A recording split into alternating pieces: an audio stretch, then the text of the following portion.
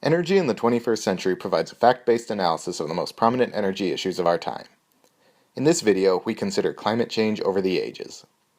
This is part 2 of a 3-part series. Ice coring is an important method for measuring the composition of the Earth's atmosphere in the distant past.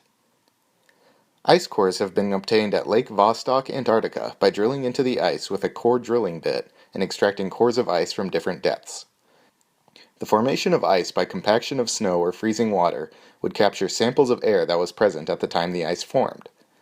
The depth of the ice sample represents a point of time in the Earth's past. The composition of the gas that was trapped in the ice provides information about the composition of the atmosphere at the time that the ice was formed. The figure shows data for Vostok, Antarctica ice core that is dated back over 400,000 years before the present.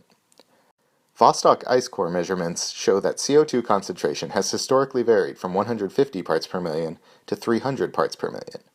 Measurements of CO2 concentration in the past 2 centuries show that CO2 concentration is greater than 300 parts per million and continuing to increase. Charles David Keeling began measuring carbon dioxide concentration in the atmosphere in 1958. He made his measurements at the Mauna Loa Observatory on the Big Island of Hawaii. The top of the Mauna Loa volcano is a good location for measuring the composition of gases in the atmosphere because it is above typical pollution sources closer to sea level. The sawtooth structure of the curve in the figure shows an annual cycle. The carbon dioxide concentration was originally measured at a little over 310 parts per million. Today it is approximately 400 parts per million. The Keeling method has been used at locations around the world to see if carbon dioxide concentrations are following the same pattern as the Mauna Loa Keeling curve. The United States National Oceanographic and Atmospheric Administration has made the data publicly available. The figure presents an overlay of CO2 concentration data from relatively isolated monitoring stations at Mauna Loa, Hawaii, Barrow, Alaska, Summit, Greenland, Tutuila, American Samoa, and South Pole, Antarctica. The data show annual variations of CO2 concentration and a steadily increasing average similar to the pattern exhibited by the Mauna Loa Keeling curve. 400,000 years of atmospheric carbon dioxide concentration data from Vostok ice core and recent Mauna Loa data are displayed in this figure. The nearly vertical data points on the right-hand side of the figure are the Mauna Loa data. The concern that temperature will increase as a consequence of increased atmospheric carbon dioxide concentration is based on the assumption that an increase in carbon dioxide concentration will drive an increase in temperature. The figure displays temperature change as dT on the left-hand axis and the carbon dioxide concentration in parts per million on the right-hand axis. The present is on the left-hand side of the figure. A cursory look at approximately 450,000 years of Vostok ice core data shows an apparent correlation between the curves. A close look at the data leads to a question raised by climate change skeptics. Does an increase in carbon dioxide concentration drive the increase in temperature, or does the increase in temperature drive the increase in carbon dioxide concentration? Is there an unknown factor that is driving both the change in temperature and the change in carbon dioxide concentration? The change in composition of the atmosphere since the Earth was formed shows that life has been changing the atmosphere since long before humanity evolved.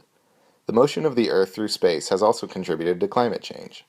Milutin Milankovic, a Serbian geophysicist and climatologist, provided the modern explanation of long-term climate changes.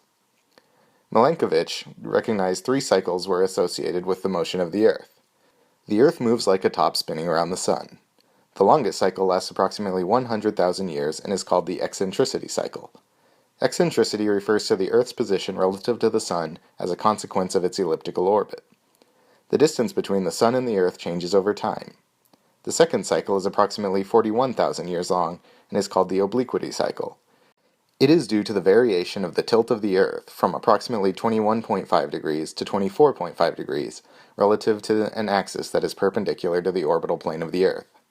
A precession or wobble occurs in conjunction with the rotation of the tilted Earth. The duration of the third cycle, known as the precession cycle, is approximately 23,000 years. The table summarizes the duration of the cycles. Annual seasons are related to the variation of the sunshine impacting different parts of the Earth each year. The axial tilt has the greatest effect on seasons, followed by the variation of distance from the Earth to the Sun associated with the eccentricity of the orbit. Other mechanisms that affect the seasons are the gravitational attraction of the planets, especially Jupiter, and the albedo or reflectivity of the Earth. These mechanisms are not as significant as axial tilt and eccentricity. In addition to driving annual seasons, Milankovitch cycles drive ice age cycles. The principal cause of ice ages is the eccentricity cycle. Axial tilt and precession are secondary effects.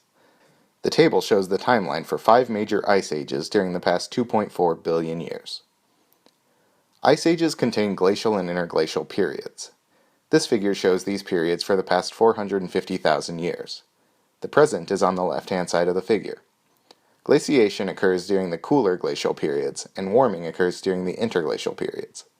We are currently in the middle of an ice age called the current ice age, or quaternary glaciation. The variation of average global temperature of the ice ages has been approximately 14 degrees Celsius. For comparison, the temperature increase we are seeing today is a little greater than 1 degree Celsius, which is less than the temperature variation seen during the 5 major ice ages. The formation and melting of ice during cooling and warming periods can lead to changes in sea level. Sea levels can rise and fall as a result of such factors as glaciation, seafloor spreading, and changes in ocean temperature. Sea level is also influenced by the positions of the continents relative to the equator and poles as tectonic plates move over geologic time. Temperature variations due to climate change can influence glaciation and ocean temperature, which are both factors that influence sea level. Sea level has been as much as 200 meters higher and more than 120 meters lower than present-day sea level. The figure on the right shows Arctic glacial ice sheet melting from 18,000 years ago to present. In this video, we have considered climate change over the ages, and we have discussed phenomena ranging from the Keeling curve to Milankovitch cycles. Our discussion of this topic concludes in Part 3, where we consider the climate change debate. For more information on climate change, energy policy, and to learn more about energy in our modern lives, read Energy in the 21st Century, 4th edition, available now, or visit energy.fanchi.com. Thank you for watching.